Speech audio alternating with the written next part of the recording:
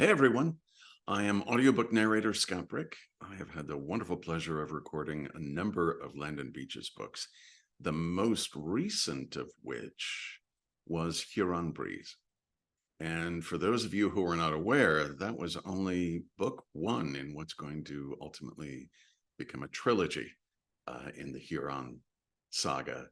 I am recording right now in the booth, which is just on the other side of this wall. The second book in the series. The first was Huron Breeze. This book is called Huron Nights, and I have a little preview that I'd like to read to you. It's about a page and a half. I always like, when I do a preview, I always like to go right to the beginning of the story. But in this case, the prologue is all about an event that took place 10 years before Huron Breeze and 11 years before Huron Nights, the one that I'm recording now. And it's really integral to what's going on. But I thought I would kind of get right to the action. It's a murder mystery trilogy after all, so I thought I would get right to the nitty-gritty. If you remember from Huron Breeze, it's the story of Rachel and Obadiah. Obadiah Ben David, about 20 years older than Rachel. Rachel is a wildly best-selling novelist who was silent for about 10 years. But because of what happened in Huron Breeze, her creative juices start flowing again. She uses the events in Huron Breeze to propel her latest novel. At the very end of Huron Breeze, the latest novel comes out. And she drops a copy off to Obadiah Ben David, which happens to have an author photo, even though nobody knows that she is the author of this series. Obadiah has no idea, even though he's a detective, has no idea that this is the world-famous author, Riley Ken. And she drops off, on the last page of the novel, she drops off a copy of the book in his mailbox, kind of as a tease. Like, really? How good a detective are you? Are you going to figure this out? Well, it's been about a year since she's seen him. And then this happens. So she's working away. She's writing, and then lemon headlight beams coming down her driveway gained her attention as she went down the final 4 steps. Hemi appeared in the foyer and sat in front of the door like a gate guard. Now, who is that? Rachel said, joining him. As the vehicle got closer, she was able to see the outline of a black Chevrolet Express van. It was Obadiah Ben David. Oh my gosh. He knows. He figured it out. She was referring to her own little mission that she had performed earlier in the day. At 2:30 p.m., after watching the mail lady place the day's mail in Ben David's mailbox, she had emerged from her hiding place in the woods and placed a copy of Dark After Midnight in his box. Then she had gone back to her hiding place and waited for Ben David and his new 6-month-old bloodhound puppy, Ben, to make their daily 3 p.m. walk to the road to fetch the mail. She had watched with amusement as Ben David had opened the package and stared at the book, specifically the touched-up picture of her on the back of the book's dust jacket. She had not told him that she was a world-famous best-selling author posing as a computer coder, but after some thought, she decided that if he could figure it out with a few hints, then she would confirm her identity to him. And now, 5 hours later, perhaps he finished the book. Here he was, coming up her driveway to confront her. It was a distraction that she welcomed. Anything to forget about the non-existent Act 3 of 3 a.m. phone call. The van came to a stop, and Ben David turned off the vehicle's lights. Rachel turned on her front porch lights, shooed Hemi, and then walked out onto the creaking wooden boards of her porch. Time to let the secret out, I guess, she thought, closing the door behind her. She wondered how she should start.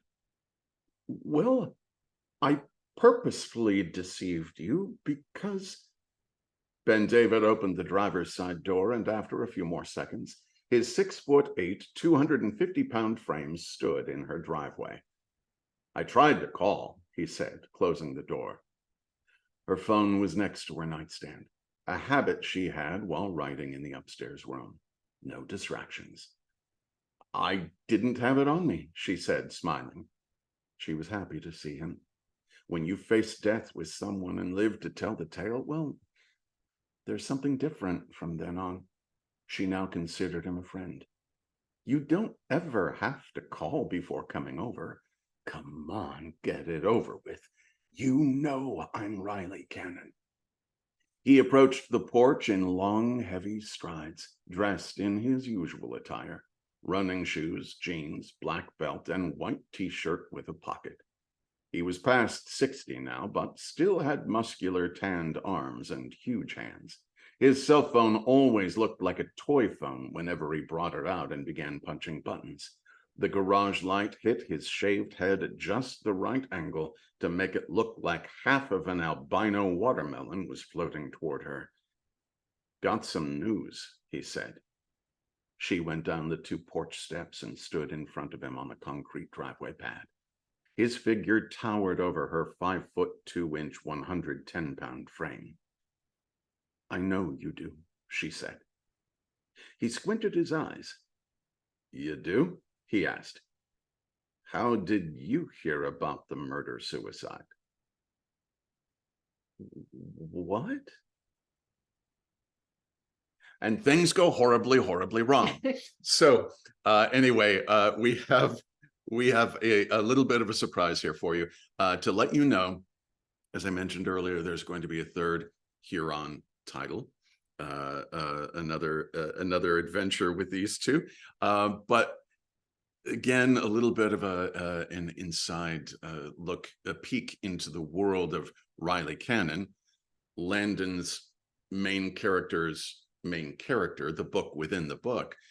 There has been a book that Landon Beach wrote called The Blue Hour Sanction, which, if you remember from Huron Breeze, it says that Riley Cannon, the nom de plume, the writer's name of his main character, Rachel, her books were always narrated on audio by the wonderful narrator, Suzanne Elise Freeman. So what we thought we would do is I've invited Suzanne Elise Freeman to come tell you about the Blue Hour Sanction. Well, hello.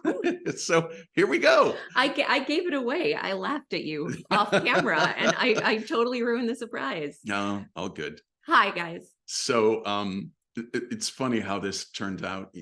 A year or 2 ago when I was recording Huron Breeze, it talked about Suzanne Elise Freeman narrating these wildly successful canon books. And I said, there was like a line in there that Suzanne was supposed to say. And I said to Landon, I said, well, she's my fiance. She lives with me. She's right upstairs over my booth. Do you want me to have her come down and record these? And he was like, oh, yes, do it. So she read a handful of the book. And as we were talking, just the idea came about that, like, you've got this great character. Why not find out more about her? So, Suzanne Elise Freeman, tell us about the Blue Hour Sanction. The Blue Hour Sanction it's phenomenal. It was supposed to be a novella, and then Landon got more and more information in his head, and he decided to make it into a full-length novel. It is Adrian Astra's origin story. So it's not actually a book in the series that Riley Cannon has written within the series, starting with Huron Breeze. He mentions the Blue Hour Sanction in Huron Nights. He does? Well, I haven't heard that book so yet. I think it actually is part of the canon. I didn't know that. Maybe it's a prequel in the series. Okay, it's a prequel. Yes, well, that's fascinating. Yeah, probably should. She doesn't know that because I'm recording. Right, exactly. I didn't know that yet. Okay, so Blue Hour Sanction, again, is Adrian Astra's origin story. It's how she becomes who she is, which is an assassin and a spy. and it sets off her character arc. It was fascinating. It was a little bit scary at times, what she had to go through to become her. There is a well-beloved Welsh figure in the book that Landon put in just to mess with me, because I had to do an accent. And yeah, it's fascinating. And I can't wait for everybody to listen to it, to read it. It should be out on audio any second. Hopefully by the time you're seeing this, it's available. And all of us can't wait for you to hear it. And Scott does the credits. Oh, and I should also mention that Scott directed me in this book. So, which was fun. Yes. And I knew the character. Yeah, exactly. Yeah, it's a lot of fun. This series is a great deal of fun. I don't want to give away too much, no spoilers here, but Landon has shared with us a chapter from the third Huron saga, the third of the trilogy. I gotta be honest, is it Huron Morning? I'm trying to remember. Huron Breeze, Huron Nights, Huron, sorry, Sunset? Maybe it was Sunset. I think it's Sunset. Yes. Forgive me, Landon, I'm sorry. But he shared with us a preview chapter, and let's just say that, well, in the same way that I call the Clive Cussler novels the Cusslerverse, because there are so many ongoing series within the same universe. They share certain characters, in the same way that the Tom Clancy books, to me, always take care. They always occur in the Clancyverse, the Beachiverse, as we've come to call it, kind of comes full circle in the third installment of the Huron saga. There's some, and if you're a fan of the Great Lakes saga, you will recognize names, locations, characters as well. And Landon just shared with me this morning that Adrian Astra's story is going to wrap up in the third and final book of the trilogy. Okay. And it will be narrated by me. It's a chapter in the last book.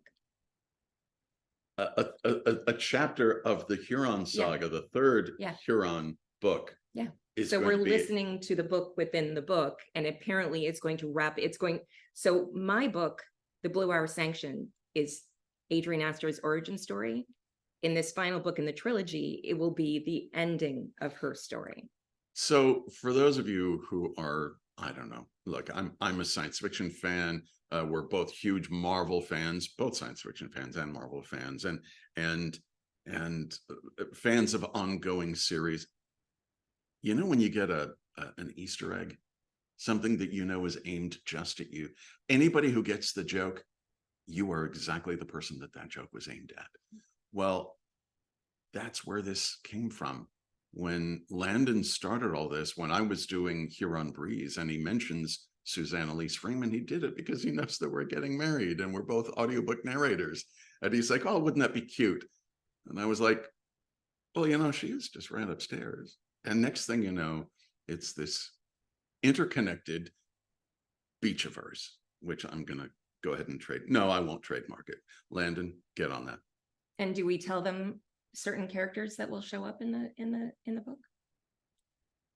Or do we not want to talk about that yet? Okay, we won't. Well, we'll do another teaser video for those of you who are dedicated Landon Beach readers, even for books that aren't in the Huron saga or the Great Lakes saga, in the third book of the Huron saga, there will be recognizable characters. Yeah. Very big characters from another book. And we'll leave it there. I am Scott Brick. I am Suzanne Elise Freeman. And as always, we are grateful that you listen. Take care.